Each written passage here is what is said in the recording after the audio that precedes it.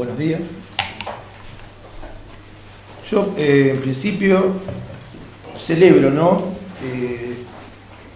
habernos convocado para trabajar sobre la palabra y la escritura en el psicoanálisis.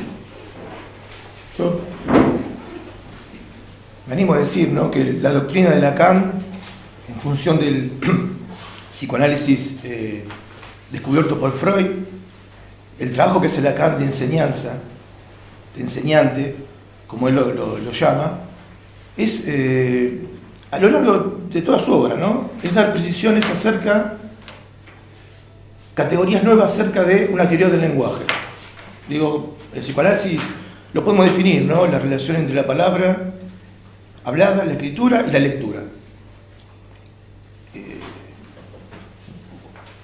Yo voy a tomar una serie de textos, a rigor de verdad, me excuso ante ustedes, ¿no?, porque cuando hablo de la palabra y la escritura, voy a hacer esto, voy a hablar, anteriormente escribí, y por ahí decidí tomar un poco el riesgo de hablar y darme cuenta de que hablar no es escribir. Me parece que el problema de la civilización occidental es ese, confundir la palabra hablada y la escritura.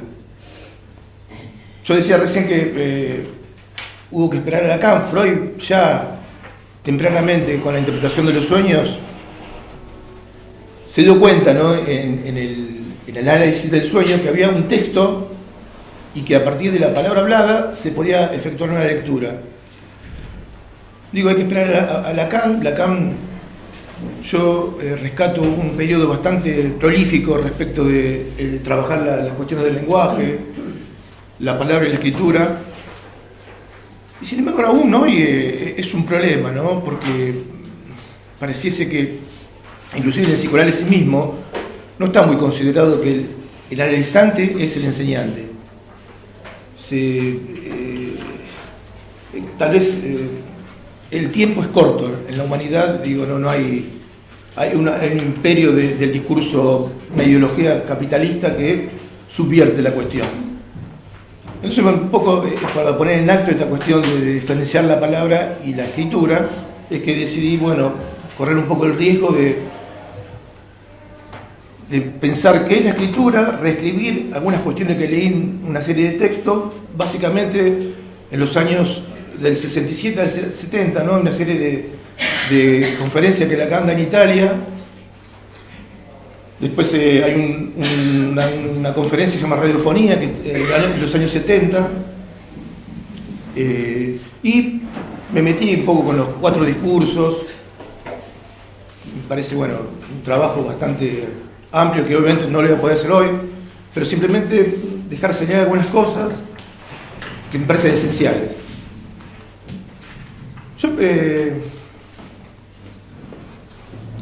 Yo decía recién, ¿no?, Freud tuvo el coraje, ¿no?, de poder leer los sueños. Salió de un poco de lo que era lo que imperaba en su época, y así todo en la historia del psicoanálisis, en la historia de la humanidad, hubo dificultades para pensar que el sujeto freudiano es un corte entre el sujeto que escribe y el sujeto que habla.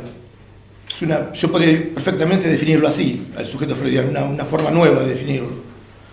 Yo, para empezar la cuestión, me iba a referir a un caso muy conocido que Lacan comenta en un montón de lugares, que es el caso de Cris, del paciente de Cris, ¿no? En rigor de verdad es curioso, ¿no?, porque en este caso de Cris la célebre fue Cris y no el paciente, y fue un error, ¿no? Yo voy a comentarlo, todos lo conocen, ¿no? Es un caso donde se presenta un paciente al análisis con un síntoma que era de considerarse un plagiario. Lo que hace Cris es, me parece, es muy frecuente en el psicoanálisis, tomar la demanda a la letra, y va y lee los escritos del paciente y demuestra que no es un plagiario, es un problema, ¿no? Porque podríamos decir, lo deja fuera de posibilidad de una lectura. Sería, si somos lógicos, sería out-acting, ¿no? Porque lo deja primero fuera de la posibilidad de leer y después hace un acting. Es una respuesta inconsciente, ¿no? Que hace el paciente respecto de este sin salida que lo deja el analista, ¿no? Inmediatamente va y come sesos frescos. Bueno, esto le permitía a Lacan, ¿no? Es una buena ocasión para hacer un montón de teoría, ¿no? Respecto del acting out, respecto de la transferencia, porque lo que sucede es que Cris no le da lugar de lectura en la transferencia, lo deja fuera de posibilidad de leer.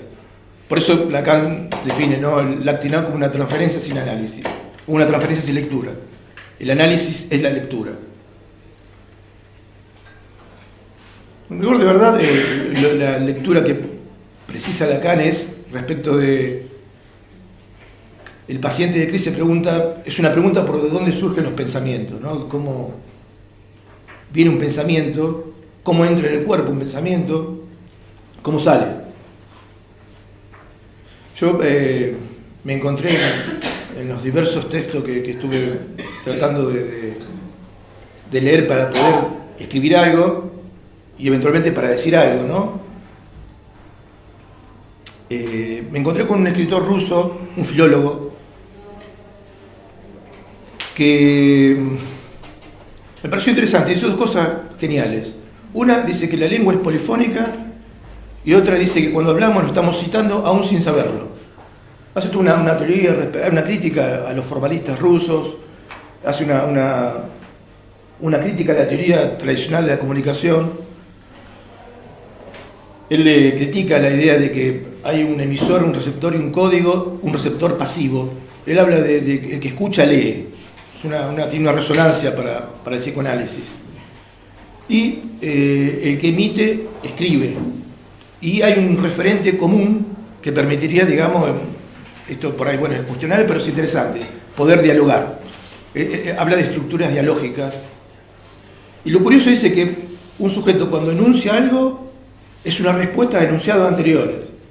O sea, es una cita, ¿no? Y el nuevo enunciado responde a otros enunciados. Son como sintagmas o fantasmas, ¿no?, que funcionan para que el diálogo o la estructura del lenguaje funcione. Si el paciente hubiese leído este autor, se hubiese quedado más tranquilo. Esto me remite, yo recién les comentaba una serie de textos que estuve viendo, que estuve leyendo y repensando, y eventualmente tratando de escribir. Luego de los discursos de Lacan, habla sobre una conclusión, y se llama, el escrito se llama, que es una conferencia, locución sobre la enseñanza. A mí me parecen dos cuestiones geniales que dice ahí, que pareciesen que en el psicoanálisis no fueron cosas banales. Me comentaron hace poco, ¿no?, de que en una conferencia eso se mencionó y parece ser que era sin importancia. Las dos cosas que dice es, cuando enseño, me instruyo. Lo dice en la locución sobre la enseñanza, y dice que uno no puede aprender más en la medida de su saber. Esto echa por tierra, ¿no?, lo que es la teoría de la pedagogía, la enseñanza, ¿no?, la enseñanza secundaria. Los profesores intentan que los alumnos repitan la lección sin razón, de memoria, y encima califican con un número ese quantum de memoria. No, hay un rechazo de la inteligencia, de la lectura, de la razón. Eso me hizo pensar, ¿no? Hay dos posibilidades. Uno está de pleno en el discurso, en el lenguaje, desconoce las razones por las cuales uno está tomado, el discurso en el cual se sostiene. Uno está de pleno en el discurso capitalista, no hay sujeto, no hay lectura. Es esa la ideología imperante, ¿no?, del capitalismo a partir de la revolución industrial. Y otra posibilidad es el hecho de que alguien pueda reconocer que está sujeto a un discurso, que hay un saber que lo circunda, y no saber los fundamentos estructurales por los cuales, ¿no? Funciona. Hay una confusión ahí, ¿no? Estamos de pleno en el inconsciente. Bueno, la propuesta del psicoanálisis es poder avanzar y poder leer eso que nos determina, ¿no? Ese discurso que nos determina, las coerciones que nos determinan. Entonces, lo primero que distingo es discurso, que es esencial, que constituye la realidad. Lacan hace una crítica, ¿no?, a los que creen en la realidad. Toda la cuestión de la lingüística, no sé, Benveniste y otros, tienen una consideración sobre el lenguaje. Y básicamente es una descripción de la realidad o una comunicación, ¿no?, del sujeto, del interior del sujeto. Es un problema gravísimo para el psicoanálisis porque Lacan dice, no, la realidad no le importa a nadie. La realidad del mundo solo a los imbéciles, dice, lo dice la lógica del fantasma. En todo caso, la realidad es efecto de un discurso. O sea, hay un comentario que hace en televisión respecto de, él dice Lacan, la frase es, no hay inconsciente si no se lo lee. Pero no sin un discurso que con su lógica permite que eso tenga un sesgo de existencia. Ahí Lacan agrega, parece ser que es un poco irónicamente lo dice, ¿no?, que parece ser que el discurso del capitalismo es el que da existencia al inconsciente, pero de ningún modo, ¿no? Es justamente el discurso del analista, ¿no?, el que permite que con su articulación en letras y lugares permite que el inconsciente cobre estatuto de tanto existente.